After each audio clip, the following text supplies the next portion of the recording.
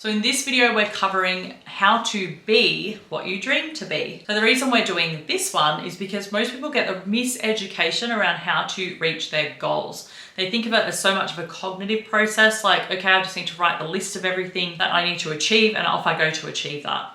It's not how it works, because when you have a list of things that you need to achieve, you have this conflicting problem being that you're actually not that person who has achieved those things. So in order to do that, what you actually want to do is start becoming the person who achieves the end goal. So rather than thinking about what you want to achieve, you want to think about what the person who can achieve those things does. So under this one, we can also get stuck under things like positive thinking. And we think that if we have a negative thought or a negative belief or a negative experience as we chase a goal, it's actually going to push that goal further away from us. And this is completely untrue. So I'll frame it in a bit of a more powerful way. There is no positive or negative emotion. They are just emotions. They're all giving you information about who you are versus where you want to be. So if you're down on yourself and you're feeling anxious and stressed and depressed because what you want is over here and where you are is there, these are natural emotions. Like, what's wrong with feeling that? If you're 30 kilos overweight, and you want to be over here in a healthy weight, feeling great in your body, it's totally okay to be frustrated, angry, depressed, sad, anxious about the fact that you can't seem to make that happen. These are normal, and those emotions aren't going to stop you from getting there. What you want to do is work out what you would have to be in order to get there. And I can tell you one of them, it's not that you can't be depressed, it's that you don't want to judge being depressed. So you want to think, if I was healthy and if I loved my body, would I judge myself for having a bad day? Would I judge myself for being anxious? No. Would I judge myself for cheating on my diet? No, I wouldn't. Because the person who is healthy and happy within her body doesn't do those things. So true success lies in the way that you handle these kinds of setbacks and the way that you process them. And also with emotional ways, we can act differently. So if you have positive emotions, you tend to think, yeah, I can do it. You get up, you go to the gym, you get it done, you do whatever it is that you got to do. When you're having negative emotions, you tend to think you're never going to get there. So that's when that brings up all of that unhealed stuff from the body and you start to ruminate over that. And so it's very difficult for a person to grow into a future goal if they're kind of drowning in their own negative emotion.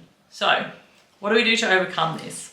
We want to work out, when you look at somebody who has what it is that you want, what do they do? What are their behaviors? Like, what kind of practices can you bring into your life to bring you closer to that goal?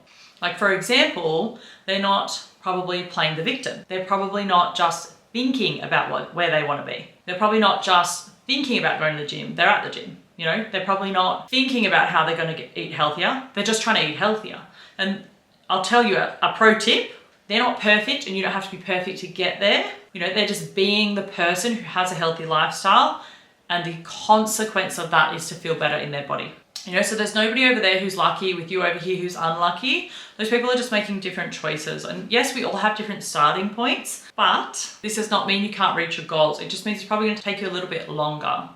So people tell me I'm lucky all the time. They say like, oh, you're so lucky. I'm not talented like you. I can't draw, I can't sing, I can't play music, I can't run a business. I'm not lucky. I was probably dealt one of the, worst set of cards when I entered this world, unfortunately. But I constantly have this practice of just trying to become someone who is better than where I was at. And unfortunately, it was a very difficult process. It was not easy. I don't say this from a privileged position. That's why I'm telling you this. I say it from the position of somebody who did this exact practice, plus all of the other videos included in this series, in order to actually get to where I am today, where I can do all of those things. I'm a good drawer because I used to draw for hours on end as a child. I actually did it to dissociate, to cut out of my surroundings and to kind of produce something that made me feel like I was worthy of this existence, and then singing was something I did to self-soothe, and I practiced and I practiced and I practiced whenever I could. And my business is something I've dedicated my life to. I don't have kids, I don't have a husband, I don't have a family, I'm nearly 40 years old. So I made a sacrifice to have this business because I want to be the person who runs a business. I wanted to be a person who felt joy. And it just took me many, many years of working out all these different things to get there. And, funnily enough, like the learning how to draw, the learning how to sing, the starting of the business, all these different practices that I actually added to my life in order to become the person who feels joy. So you kind of face with two choices every day. You go, do I sit around and think that these people have something I don't, or can I start becoming the person who has that thing? Because the other thing with the nervous system is it loves safety. So if you are someone who's really unhealthy and really struggling with her lifestyle, and then you want to be this person who has, little struggles with her life. So I'm not going to say none, because we all have struggles. You can't just quit every bad habit in one day and just have this perfect lifestyle, because the nervous system would actually see that as being unsafe. And as much as you may have a very strong mindset, you could probably push through for a while, you're gonna fall back, because that's just how that works. So what you could do is you think like, all right, let's just say that you identify 10 different habits that person has. And I'll give you a pro tip. So somebody who has quite a healthy lifestyle. 1, she plans in advance to eat healthy food. 2, she buys food first. So she prioritizes what she's gonna eat over things like clothing, shoes, holidays, etc. 3, takes care of the stress levels. So always goes to bed at the same time where possible, always tries to get up at a similar time. 4, prioritizes physical activity, sets, 3 or 4 days a week where they're absolutely going to do physical activity and accepts the rest as a bonus. And 5, watch the thoughts. If there's negative thinking, they sit back and they observe, they look at, okay, what does that mean? What's that telling me about myself? What can I learn from this? So, and then I'll probably throw in there as well, that person's going to be quite resilient. So they're basically like, okay, things are shit, things are going backwards, what can I do to get them forward again? Sometimes we fall in a hole, normal.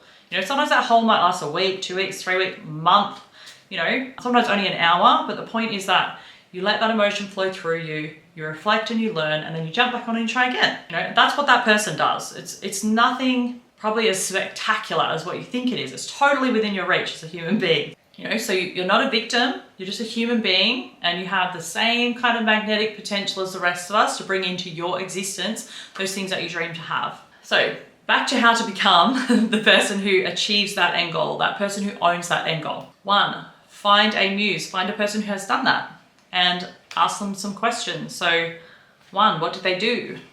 What did they believe about themselves? How did they achieve it? Like, what practices did they put into place? What sacrifices did they make? That's a big one. And where did they start from? Did they start from where you are, or did they start from further back, or did they start from further ahead?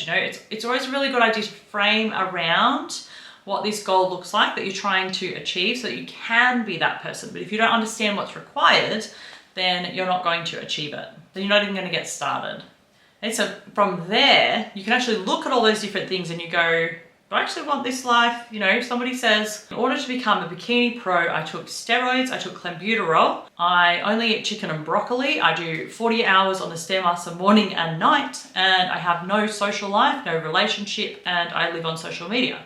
They're not all like that, by the way, but I'm just saying, for example, if that is your goal and they explain to you all of that and they say, I've always been a natural born athlete, I had abs when I was 6 years old, and I just always believed that everything's possible. You might go, 1, maybe you can't relate to that. So you think, well, I probably won't aim to be a bikini pro because that's not me, that's not who I am. And then secondly, you might go, I don't want to live like that. So, you want to find a goal that feels good in your nervous system. It's something you're excited about, and it's something that you can start becoming so that you can achieve it in the long run.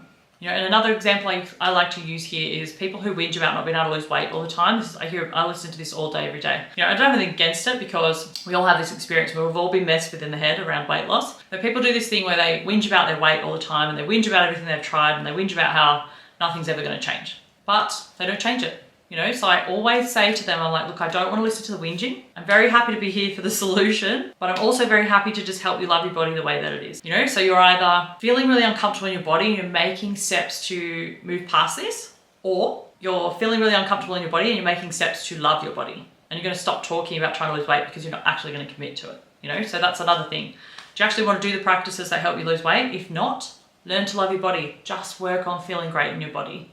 No one loves you more or less because of your body size. They love you more or less based on how you treat them, how you show up in the world, and how you feel about yourself. Okay, so you need to become the person who achieves the goals. You can't just write them down on a list and just hope to do all of those things all at once. You can't just think about it or ask for it. You start putting in the practices, and you absolutely, definitely have to work out if the things that are required to achieve that goal are something you actually want to do.